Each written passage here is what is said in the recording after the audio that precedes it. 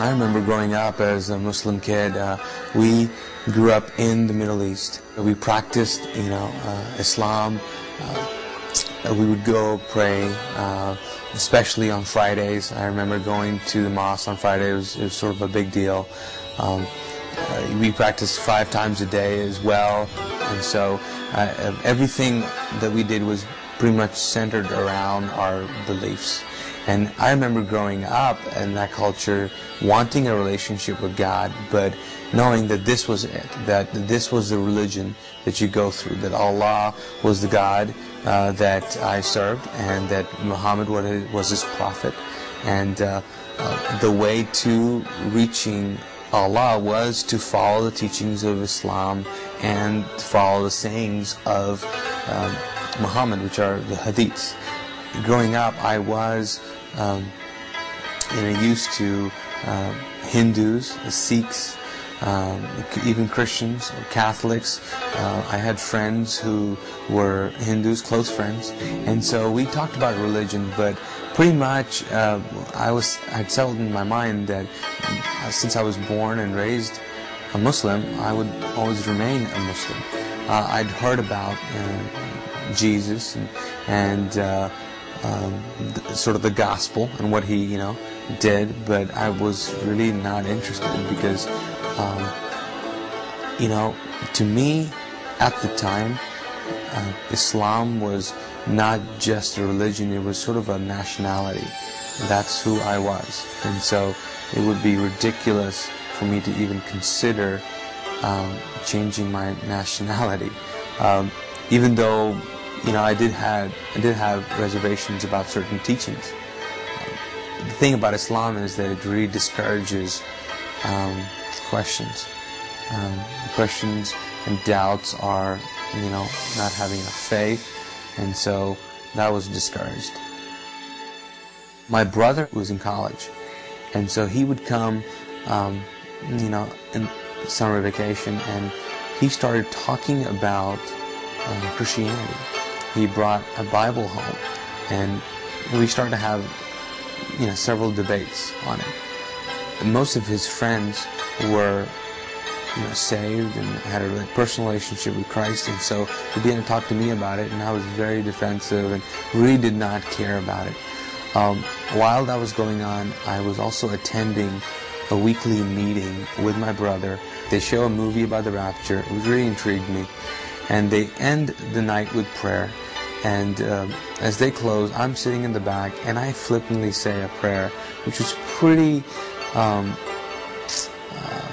I don't know, bold, maybe ignorant, and arrogant. I pretty much said, listen, I don't know if you're really true, or I don't even believe this garbage, but if you're so true, why don't you just come down and show me?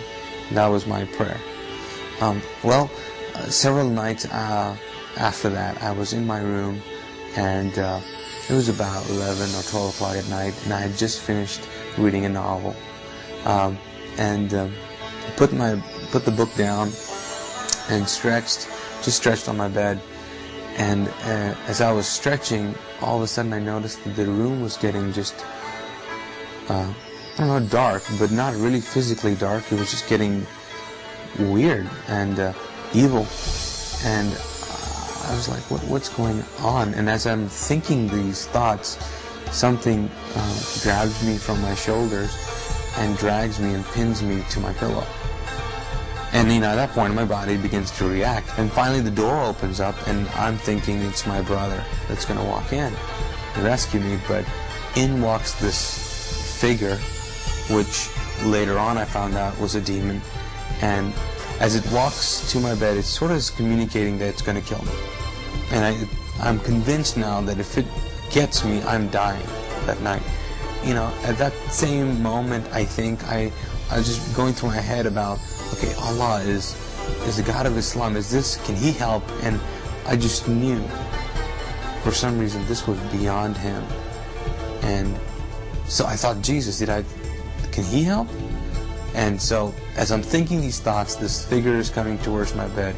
It reaches my bed and then disappears. I can't see him anymore. Whatever was holding me down, gets released, and I'm I can move again. So I got up from my bed and ran out of the room, woke up my brother, Mahmoud, and asked him, told him what had happened, and he at first said, "Did you have a dream?" And I said, "No, this was real, this was real." I remember still saying, "Listen, my shoulders are hurting from whatever was holding me down here." And so he began to talk to me about the whole experience, and I was like, this is great, but I'm terrified, so help me out here, what's going on? And I said, I really believe this thing is going to kill me. And he said, well, there's only one person that has authority over demons and angels.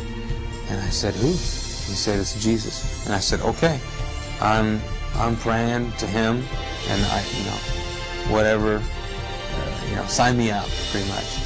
And so that night we prayed together, and my prayer was, I don't know who you are, Jesus.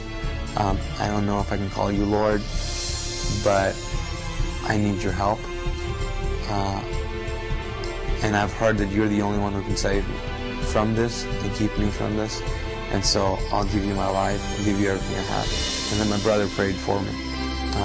And so after the prayer, felt better, but not, totally well. And so he said, okay, well, we'll see you in the morning, And my thought was, move over because I'm sleeping with you tonight.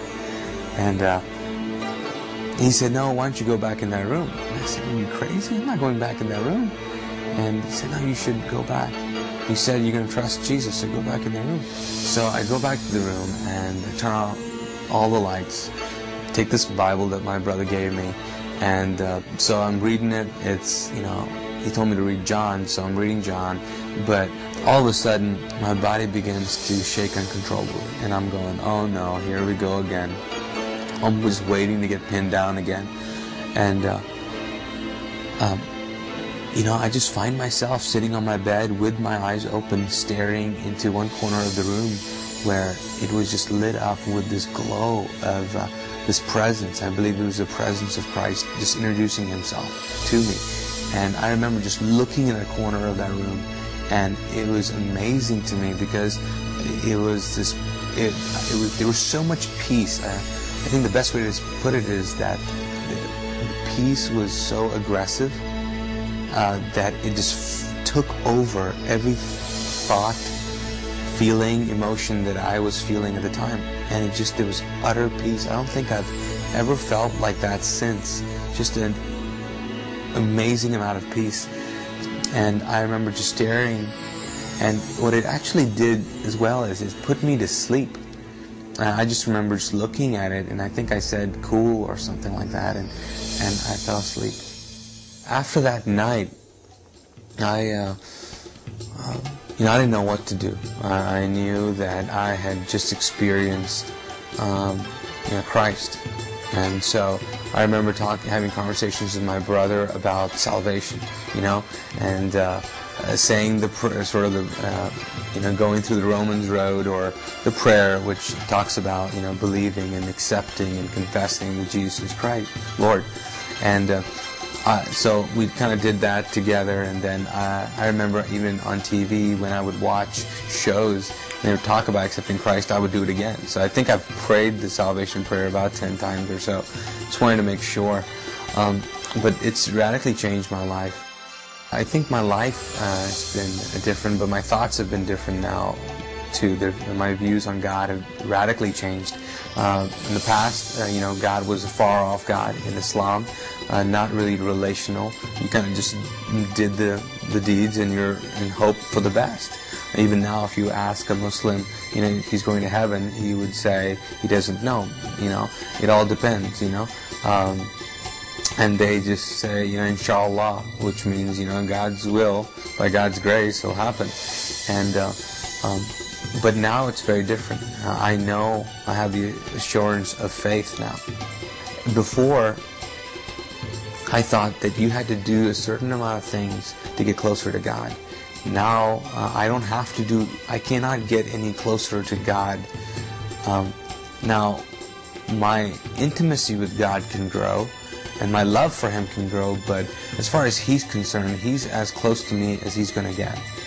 I think that people long to be intimate and long to have people to know them and really know them. And it is amazing to see a God who really knows you and who can be so intimate with you and give you a purpose. I think the biggest thing for me has been the fact that since I've met Christ, I have found what I've been created for. I have found a purpose. And I know that the purpose of life now is to get as many people to experience the love that He has.